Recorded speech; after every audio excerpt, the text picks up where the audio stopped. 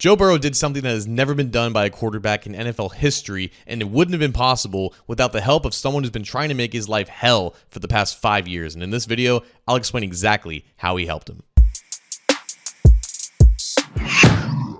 Hi again, Bengals fans. John Sheeran of A to Z Sports Cincinnati here. The Bengals are winners of 3 straight. Here they are, 7-8, still in the playoff hunt, still low chance of making the playoffs actually, but we're still talking about it, which counts for something. What's even more impressive than this 3-game win streak that they're on is the 7-game streak that Joe Burrow is on right now. Going all the way back to the Bengals' win over the Raiders in Week 9, which was early November, Joe Burrow has thrown for at least 250 passing yards and 3 passing touchdowns in 7 consecutive games. If that sounds crazy, it's because it is, and it's never happened before in the history of the NFL. Records are obviously nothing new to Burrow. He broke his own record for most passing touchdowns in the season last week by a Bengals quarterback. He's the first Bengals quarterback in history to throw for 4,000 yards in 3 different seasons. But this record that he just said, it wasn't even being tracked. We didn't even know about it until he said it on Sunday. And I think part of that is because at the end of the day, 250 yards and 3 touchdowns, those are arbitrary numbers to hit for a quarterback. Obviously, you would want to hit those thresholds for a quarterback in any given week, but it's not like there's any significance behind it. So for starters, we didn't really know that this record was in fact a thing,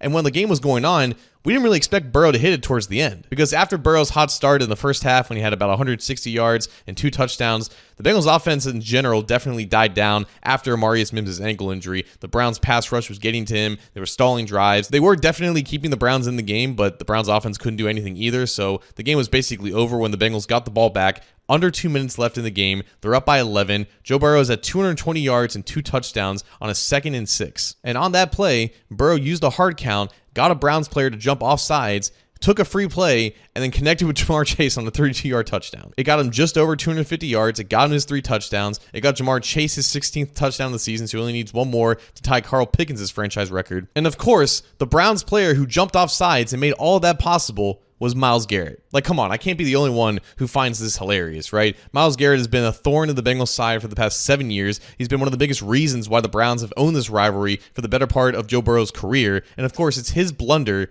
that helps Joe Burrow make history. Again, this was not supposed to happen. The Bengals were up by 11 points, 17-6. They were going to squeak out an ugly win over Cleveland. They were just going to run out the clock. They were going to force the Browns to use all their timeouts. And it was just a free play that Burrow took advantage of, and boom, he's in the history books. But hey, I mean, Myles Garrett has given Burrow and the Bengals plenty of bad memories over the years. I think he owed him a good one. And I'll tell you this right now.